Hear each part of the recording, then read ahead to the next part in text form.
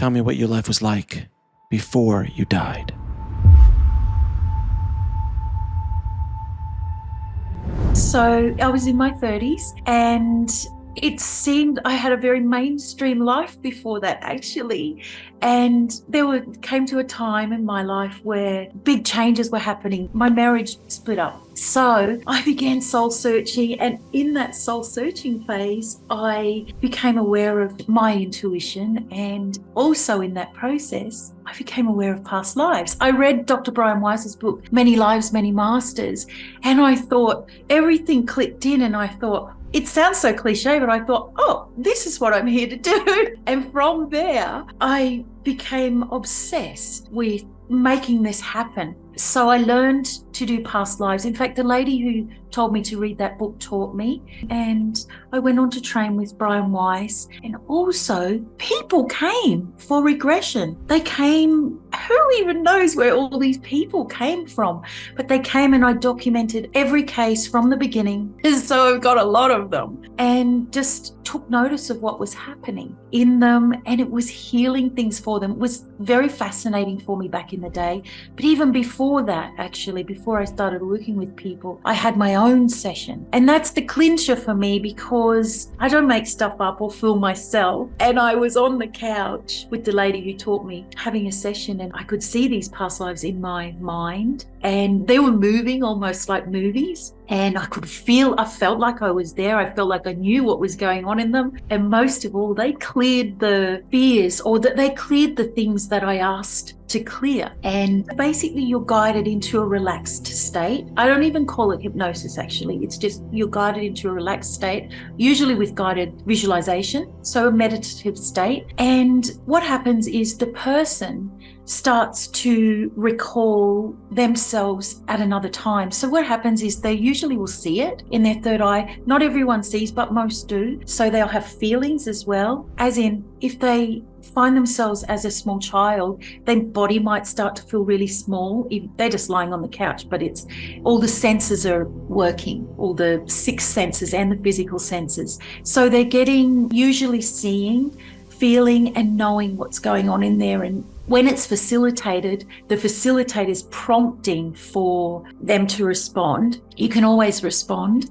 And so they'll relay back what's happening. And then the facilitator's guiding them through, usually to achieve fixing something, or at least mine was for the therapeutic value in it. I believe that it comes directly from our soul. And when someone comes along for regression, or they do it themselves, I believe that their soul has kind of guided them to that point so that they have something revealed to them at that very moment in their lifetime that is going to help them for now. So although it comes from the soul energy, it's always what's given or presented to make this life here now better, to fix something, to heal something, even maybe just to help people realize that there's more.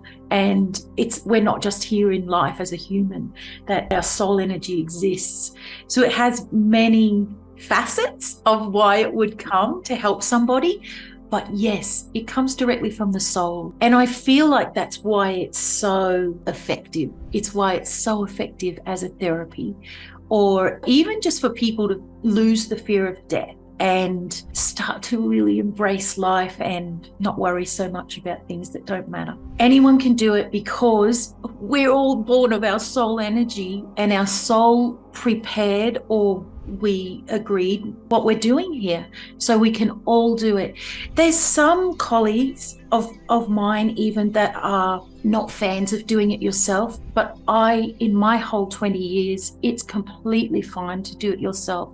I think the thing with a facilitator is, perhaps because your energies are together and they know what to delve for to get to the bottom of a specific issue that you might have. And also, you're not left with questions, because the facilitator will know exactly what to ask so that you get closure from it. So you can do that yourself as well. However, the facilitator is going to take any of that thinking away for you. But very often people get into the past life and what's happened to cause their fear now, or their symptom now, is so simple. It's so simple, and it's so ordinary that I never, if someone's coming for a certain symptom, I never suggest what it could be, because often it's something that was so ordinary or normal that happened that caused it. But certainly with the fires and things, those are not really normal things to experience, but a lot of it happens. If people have a fear of fire or heights or flying, any of those things, something pretty wild will have happened for it to be such a fear. So scars or birthmarks even, we will always be able to trace them back to, and usually it's an injury from a past life. So certainly with the scars, they maybe don't even have to have a scar. It might just be that they have shoulder problems and Western medicine or x-rays and things cannot detect anything. So it's this mystery physical symptom. That's when it's like, that's from a past life, and you go along and you see potentially something brutal, but you see it detached, by the way. It's not scary to see what happened, but it fixes it. Almost like this. Self-awareness, my favorite side effect of past lives. I think what it does is it helps them, aside from clearing fears or phobias or physical symptoms, it helps them understand themselves. So if we look at emotionally what it does, they'll often see a past life that is similar, or certainly it invokes the same emotions in them that they're feeling now or experiencing now. Let's think about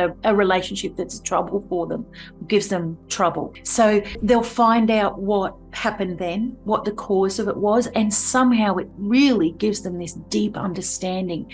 And hence, when they understand themselves and why things are happening, it gives them big self-awareness. And also, of course, what we know with self-awareness is it takes away blaming other people. So no matter what you see in the past life, let's say someone's got a hard relationship and they might see themselves, even potentially with the same person, but in a different, maybe different dynamics, even maybe the opposite sexes, but they see it and then they can understand why the dynamics are the way they are now, by what happened before. And it's the awareness from that, you can't go back from it. It's just amazing. So I think one of the things, I call it the unpopular truths, or one of them, about incarnating, is that people feel like they're off path. Oh, I've gone off path. And that's because life got tough. It didn't go the way that you wanted. And the natural thing is we did the wrong thing. That's how come we ended up over there. But actually, the experience of life, it's not a bed of roses and it's not a straight path. It's the wiggles in that path are destined. And I think realizing that you didn't go off path, but it was part of the journey, if you like, it's actually liberating. Because in one way, what you're doing when you say you've gone off path is you're blaming yourself. I'm so bad, I'm so silly, I did the wrong thing. But it's like, no, you didn't. You were to have that experience. And I think so many terrible things happen that when they happen, people can't perceive that could possibly be planned or that one would agree to it. So you can understand where the resistance for that they didn't go off path and that it was actually meant to happen is hard to take, but it's truly part of it. And I think the other thing that people like to tell themselves is, this person went off path and it's because they don't like where they went. For example, someone left them and they loved them so much. And it's like, it's so much easier to say, well, they've gone off path, but they didn't. We always have to bring it back to why did our life go there? And to be honest, it doesn't come to you like that until you're back usually. So hindsight is the big harbinger of, that's when we go, oh, okay, I get why I ended up there and had to, scramble back. So the way I see in between lives is the space where we're preparing to incarnate.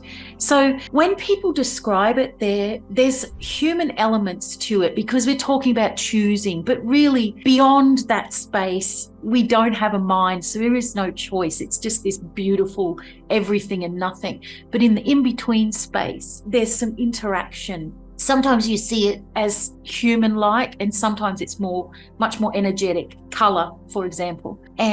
But what happens there is we're deciding what we're doing here.